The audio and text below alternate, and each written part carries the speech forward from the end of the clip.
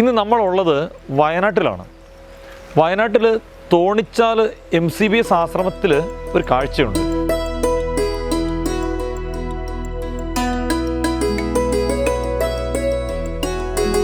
രാവിലെ ഗേറ്റ് തുറക്കുന്നതും കാത്ത് കാലുമേലത്തൊരു ചേച്ചി മുച്ചക്രത്തിൽ വന്നു നിൽക്കും. ഇതൊരു അത്ഭുത കാഴ്ചയാണ്.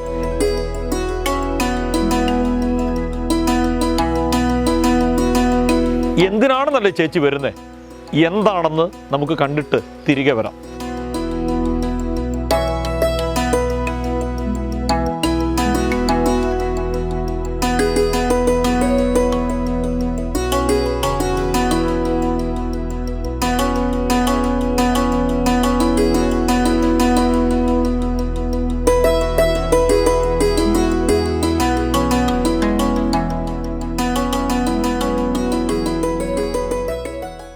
ഞാനിങ്ങനെ നനഞ്ഞ് പള്ളിയിലൊക്കെ വരുമ്പം വഴിക്ക് വെച്ച് എൻ്റെ കൂട്ടുകാരും ഇവിടെ വന്ന് വരുമ്പോഴും ചോദിക്കാറുണ്ട്, ഇങ്ങനെ നനഞ്ഞ് ഇങ്ങനെ മാറ്റിയും കുളിച്ചും എന്തിനാ ഇങ്ങനെ വരുന്നത്? വീട്ടിൽ TV ഇല്ലേ? വീട്ടിൽ TV കണ്ടാൽ പോരെ. ഒരു വീട് ചോദിച്ചപ്പോൾ എനിക്ക് ദൈവം 2 വീട് തന്നു. അപ്പോൾ അതുകൊണ്ട് എനിക്ക് ഒത്തിരി വിശ്വാസവും ഒത്തിരി സന്തോഷമായി. ഒറ്റ ആഴ്ച കൊണ്ട് ആ ചേട്ടൻ കിടന്ന കിടപ്പ് തളർന്ന പോലെ, ഭക്ഷണവും കഴിക്കില്ല, കരച്ചിൽ. ഒരൊറ്റ ആഴ്ച കൊണ്ട് ആ ചേട്ടൻ എണീറ്റ് ഭക്ഷണം കഴിക്കാനും തുടങ്ങി. ഇപ്പം പറമ്പിൽ പണിയെടുക്കുന്നുണ്ട്. ഇവിടെ എത്തി എനിക്കായിട്ടൊരു കസേര ഇവിടെ അച്ഛന്മാർ ഒരുക്കി വെച്ചിട്ടുണ്ട്. അങ്ങനെ കുർബാനയിൽ പങ്കെടുക്കും. കുർബാന സ്വീകരണമാകാൻ ഞാൻ കാത്തിരിക്കും.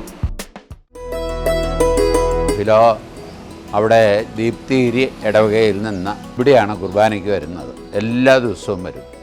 എല്ലാ ദിവസവും വരിക എന്ന് പറഞ്ഞാൽ തീർച്ചയായിട്ടും 6 മണിക്ക് ഇവിടെ ഈ ഗേറ്റ് തുറക്കാൻ കാത്ത് ഇവിടെ റെഡിയാണ്. തുറന്നാൽ ഉടനെ പുള്ളി പള്ളിയിലേക്ക് വരും. വന്നിട്ട് അവിടെ ഇരുന്ന് പ്രാർത്ഥിച്ചുകൊണ്ടിരിക്കും.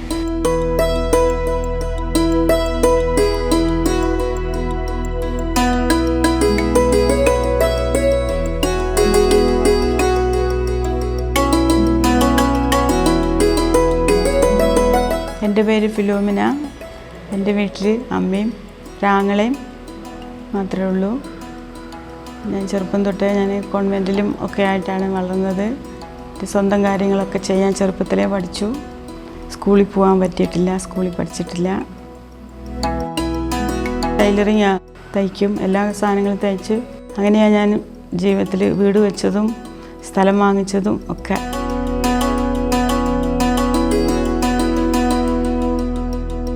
രണ്ടര വയസ്സ് വരെ ഞാൻ നടക്കുമായിരുന്നു. 2.5 വയസ്സായപ്പോൾ എനിക്ക് പോളിയോ വന്നു. പിന്നെ ഒരു കൊല്ലത്തോളം 2 കൊല്ലത്തോളം കിടന്ന ഇത് തന്നെയായിരുന്നു. അത് കഴിഞ്ഞപ്പോൾ പിന്നെ പതുക്കെ മുട്ടയെ കുത്തി എഴുന്നേക്കാൻ തുടങ്ങി. പക്ഷെ എന്നാലും ഒരു കാല് നിലത്ത് കുത്തൂലായിരുന്നു.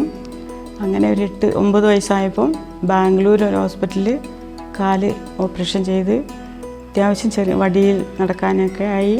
പിന്നെ എനിക്കൊരു ചേട്ടായുണ്ട്, ചേച്ചിയുണ്ട്. ചേച്ചി മരിച്ചുപോയി. ആങ്ങളെ കല്യാണം കഴിച്ച് 5 മക്കളുണ്ട്. പിന്നെ എൻ്റെ ഇളയ ആങ്ങള അറ്റാക്കായിട്ട് മരിച്ചിട്ട് 12 വർഷമായി. ഞാൻ 8 വയസ്സ് കഴിഞ്ഞപ്പോൾ കോൺവെൻറ്റിൽ പോയി. അപ്പോൾ എൻ്റെ ചേച്ചി അവിടെ പഠിക്കുന്നുണ്ടായിരുന്നു. എനിക്ക് സ്കൂളിൽ പോകാനും പുറത്തു പോകാൻ പറ്റാത്തതുകൊണ്ട് വീട്ടിലിരുന്ന് തന്നെ അവർ സ്റ്റിച്ചിങ് ഒക്കെ പഠിപ്പിച്ചു. എംബ്രോയ്ഡറി, ഹാൻഡ് വർക്കൊക്കെ അതൊക്കെ പഠിച്ച് 15 കൊല്ലം അവിടെ ജോലി ചെയ്തു. അത് കഴിഞ്ഞപ്പോൾ എറണാകുളത്തേക്ക് പോയി. അവരുടെ കോൺവെൻറ്റിൽ തന്നെയാണ് പോയത്. അപ്പോൾ അവിടെ നിന്നാണ് ഞാൻ ബാംഗ്ലൂർ ഹോസ്പിറ്റലിൽ പോയി കാല് ഓപ്പറേഷൻ ചെയ്തത്. അത് കഴിഞ്ഞ് ചാച്ചന് സുഖമില്ലാതെ ആയപ്പോഴാണ് തിരിച്ച് വയനാട്ടിലേക്ക് വന്നത് 2005.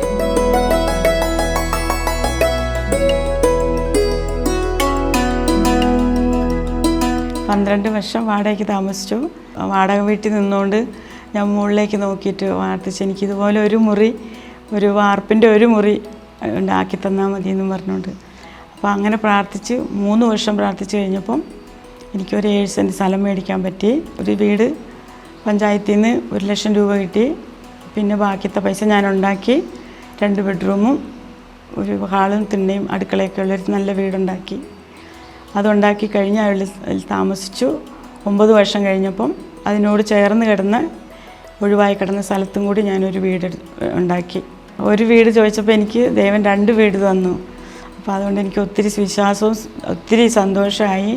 ദൈവത്തോട് ഇത്തിരി കൂടി കൂടുതൽ അടുക്കാനുള്ള ചാൻസും അടുക്കാനുള്ള ഒരു വിശ്വാസവും എനിക്ക് കിട്ടി.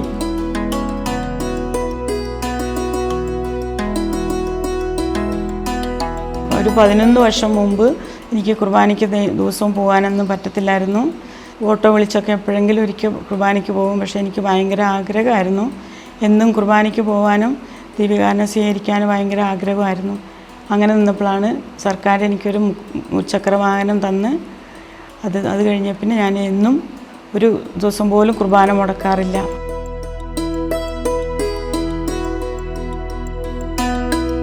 ഞാൻ 5 മണിക്ക് എഴുന്നേറ്റ് എൻ്റെ കാര്യങ്ങളെല്ലാം കഴിഞ്ഞ് കുറച്ച് നേരം പ്രാർത്ഥിക്കും. അതിനുള്ള സമയം കിട്ടും. അത് കഴിഞ്ഞിട്ട് അമ്മയുടെ കാര്യങ്ങൾ നോക്കി ചായ കൊടുത്തേച്ച് 6 മണിയാകുമ്പോൾ ഞാൻ അവിടുന്ന് പോരും. 6, 7, 8 മിനിറ്റ് ആകുമ്പോഴത്തേനും ഇവിടെ എത്തും. ഇവിടെ എത്തി എനിക്കായിട്ടൊരു കസേര ഇവിടെ അച്ഛന്മാർ ഒരുക്കി വെച്ചിട്ടുണ്ട്. 5 വർഷമായിട്ട് ഞാൻ സ്ഥിരമായിട്ട് ആ കസേരയിൽ നിന്ന് മാറിയിട്ടില്ല. അങ്ങനെ കുർബാനയിൽ പങ്കെടുക്കും. കുർബാന സ്വീകരണമാകാൻ ഞാൻ കാത്തിരിക്കും ഒത്തിരി സന്തോഷത്തോടെ. ദൈവം എന്നെ കാത്ത് ഒരാപത്തും കൂടാതെ കാക്കുന്നതിന് നന്ദിയും പറയും. കുർബാന സ്വീകരണം കഴിഞ്ഞിട്ട് ഇനി ഇതുപോലെ മുമ്പോട്ട് വന്ന് കുർബാനയിൽ പങ്കെടുത്ത് ദിവ്യാനെ സ്വീകരിക്കാനാവതാവട്ടെ എന്ന് ഞാൻ പ്രാർത്ഥിക്കും.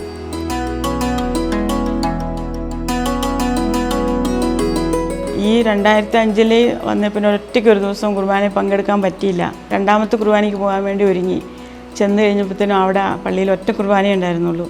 എന്നിട്ട് അവിടെ നിന്ന് ഞാൻ മാനന്തവാടി ലത്തീംപള്ളിയിൽ പോയി. അവിടെ ചെന്നപ്പോഴും പകുതി മുക്കാലായി. കുർബാന സ്വീകരിക്കാൻ പറ്റിയില്ല. അതെനിക്കൊരു ഭയങ്കര വിഷമം. പിറ്റേ ദിവസം കുർബാനയിൽ പങ്കെടുക്കാൻ വരുന്നോടം വരെ എനിക്ക് വിഷമമായിരുന്നു മനസ്സിൽ. എന്തോ നഷ്ടപ്പെട്ടു പോയ പോലത്തെ ഒരു വിഷമം. വിശുദ്ധ കുർബാന സ്വീകരിച്ച് വിശുദ്ധ കുർബാന കഴിഞ്ഞ് വീട്ടിൽ ചെല്ലുമ്പോൾ എല്ലാവരെ പോലെയും പ്രവർത്തിക്കാനും ഒത്തിരി പേര് എന്നോട് പ്രാർത്ഥിക്കാൻ ആവശ്യപ്പെടുന്നവരുടെ കാര്യങ്ങൾ സാധിക്കുകയും ഒത്തിരി പേര് കാണാൻ വരികയും ഒത്തിരി കൂട്ടുകാരും അങ്ങനെ പല രീതിയിലും എന്നെ സന്തോഷമായിട്ട് ജീവിക്കാൻ എന്നെ വിശുദ്ധ കുർബാന സഹായിക്കുന്നുണ്ട്. എന്ത് കുറവുണ്ടെങ്കിലും എന്ത് വിഷമമുണ്ടെങ്കിലും അതിനെ അതിജീവിച്ച് മുമ്പോട്ട് പോകാനുള്ള ശക്തി തരുന്ന സ്ഥലമാണ് പള്ളിയും വിശുദ്ധ കുർബാനയും. വിശുദ്ധ കുർബാന സ്വീകരിക്കുമ്പോഴും ആ അനുഭവമാണ്. അതൊന്നും ഓർക്കുമ്പോൾ തിരിച്ച് ഒന്നും ചിന്തിക്കാൻ തോന്നുന്നില്ല. അപ്പോൾ അതുകൊണ്ട് അതിനെ ഞാൻ ഒത്തിരി സന്തോഷത്തോടെ ആകുന്നോടും വരെ കുർബാനയ്ക്ക് വരികയും ഈശോയെ സ്വീകരിക്കുകയും അതെനിക്ക് എൻ്റെ ഒരു ജീവിതത്തിലെ ഒരു ഭാഗമാക്കി ഞാൻ കണക്കാക്കിയിരിക്കുന്നു. ഈശോ എൻ്റെ ഹൃദയത്തിൽ വരുമ്പോൾ എന്നോട് പ്രാർത്ഥിക്കാൻ ഏൽപ്പിച്ചിരിക്കുന്നവരെല്ലാവരെയും ഞാൻ സമർപ്പിക്കും. അവരുടെ ഓരോ ആവശ്യങ്ങളും എൻ്റെ ആവശ്യങ്ങളും എന്നെക്കാട്ടിലും മുമ്പ് എന്നോട് ആരൊക്കെ എന്തെല്ലാം ഏൽപ്പിച്ചിട്ടുണ്ടോ അത് ഞാൻ കർത്താവിനോട് പറയും. ഇന്ന കാര്യങ്ങൾ തമ്പുരാൻ ഇഷ്ടമുണ്ടെങ്കിൽ സഹായിച്ചു തരണമെന്ന് പറഞ്ഞിട്ടുണ്ട്. ഒരു ചേച്ചിയുടെ ഭർത്താവ്, ഒരു ചേട്ടൻ തീരെ വയ്യാതെ എന്ന് പറഞ്ഞാൽ തീരെ വയ്യാതെ, അത് ഫുള്ളും അൾസറും അങ്ങനെ ഇങ്ങനെയൊക്കെ ആയിട്ട്. അപ്പോൾ ആ ചേച്ചി ഭയങ്കര കരച്ചിലും ബഹളം. അപ്പോൾ നമ്മളിങ്ങനെ വിശ്വസിച്ച് പ്രാർത്ഥിച്ചു. ഒറ്റ ആഴ്ച കൊണ്ട് ആ ചേട്ടൻ കിടന്ന കിടപ്പ് തളർന്ന പോലെ, ഭക്ഷണവും കഴിക്കില്ല, കരച്ചിൽ. ഒരൊറ്റ ആഴ്ച കൊണ്ട് ആ ചേട്ടൻ എണീറ്റ് ഭക്ഷണം കഴിക്കാനും തുടങ്ങി. ഇപ്പം പറമ്പിൽ പണിയെടുക്കുന്നുണ്ട്. നമുക്ക് ഓരോ സീസണിൽ മാത്രമേ വർക്ക് കിട്ടുള്ളൂ. അല്ലാത്ത സമയത്ത് നമുക്ക് സ്റ്റിച്ചിങ് ഒന്നും നമ്മൾ വീട്ടിലും ചെയ്യുന്നതുകൊണ്ട് കിട്ടില്ല. ഞാനൊരു വീട് ചോദിച്ചു, ദൈവം 2 തന്നു. അത് ഞാൻ ഉപയോഗപ്പെടുത്തി ചെറിയ വാടകയ്ക്ക് കൊടുത്തിട്ട് ആ വരുമാനം കൊണ്ട് ജീവിച്ചു പോകുന്നു. പിന്നെ ഞങ്ങൾക്ക് പെൻഷനുണ്ട് 2 പേർക്കും. അതുകൊണ്ടൊക്കെ സന്തോഷമായിട്ട് പോകുന്നു.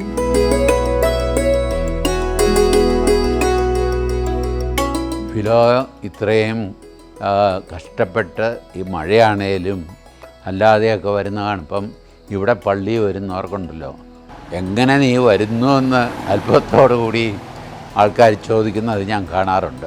ഞങ്ങൾ പോലും അത്ഭുതപ്പെട്ടു പോകും. ഞാനിങ്ങനെ നനഞ്ഞ് പള്ളിയിലൊക്കെ വരുമ്പോൾ വഴിക്ക് വെച്ച് എൻ്റെ കൂട്ടുകാരും ഇവിടെ വന്ന് വരുമ്പോഴും ചോദിക്കാറുണ്ട്, ഇങ്ങനെ നനഞ്ഞ് ഇങ്ങനെ മാറ്റിയും കുളിച്ചും എന്തിനാണ് ഇങ്ങനെ വരുന്നത്? വീട്ടിൽ TV ഇല്ലേ? TV കണ്ടാൽ പോരെ, അവിടെ ഇരുന്ന് പ്രാർത്ഥിച്ചാൽ പോരെ, ഇങ്ങനെ നനയേണ്ട കാര്യമുണ്ട്? എത്രയോ പേര് കൊടും കാറ്റും മഴയായിട്ട് നമ്മളൊന്നും പോകാറില്ല ഇങ്ങനെ മഴയില്ലാത്ത സമയം നോക്കിയിട്ടാണ് എന്ന്. അപ്പോൾ ഞാൻ പറയും, എനിക്ക് അങ്ങനെ TV കണ്ടാലുള്ള മനസ്സിനുള്ള തൃപ്തി ഇല്ലാത്തതുകൊണ്ട് ഒരു 7 മിനിറ്റിൻ്റെ സംഭവമല്ലേ ഉള്ളൂ. ഇവിടെ എത്തുമ്പോൾ എനിക്കാണെങ്കിൽ വണ്ടി കയറ്റിയിട്ട് കോട്ട് ഊരാനും എല്ലാ സൗകര്യങ്ങളും ഉള്ള സ്ഥലമാണ്. അപ്പോൾ അതുകൊണ്ട് ഞാൻ പറയും, എനിക്ക് അവിടെ പോയി വിശുദ്ധ കുർബാനയിൽ പങ്കെടുത്ത് വിശുദ്ധ കുർബാന സ്വീകരിച്ച് വരുമ്പോൾ ആ ഒരു സുഖം വേറെ നമ്മൾ എവിടെ TV കണ്ടാലും കിട്ടില്ല. എനിക്ക് ജീവിച്ചിരിക്കുന്നിടത്തോളം കാലം നല്ലത് ചെയ്ത് നല്ലതോണം പ്രവർത്തിച്ച് നല്ലോണം പ്രാർത്ഥിച്ച് മരിച്ച് ദൈവത്തിൻ്റെ അടുത്ത് എത്തിപ്പെടണം എന്നുള്ള ആഗ്രഹത്തോടു കൂടിയാണ് ഞാൻ ജീവിക്കുന്നത്. ഒത്തിരി വിഷമങ്ങളൊക്കെ വന്ന സമയങ്ങളുണ്ട്. പക്ഷെ എന്നാലും ഞാൻ എൻ്റെ ഈശോയെ ഞാൻ തള്ളി പറഞ്ഞിട്ടില്ല. ഇന്നല്ലെങ്കിൽ നാളെ എനിക്ക് അത് ഗുണത്തിലാകും എന്നുള്ള വിശ്വാസത്തോടു കൂടി ഞാൻ പ്രാർത്ഥിച്ച് ഒരുങ്ങുക ഓരോ ദിവസവും. ഇന്നൊരു ദിവസം ദൈവം എനിക്ക് തന്ന ഇന്നൊരു ദിവസം കിട്ടി എന്നുള്ള നന്ദിയോടെ ഓർക്കുക ഞാൻ.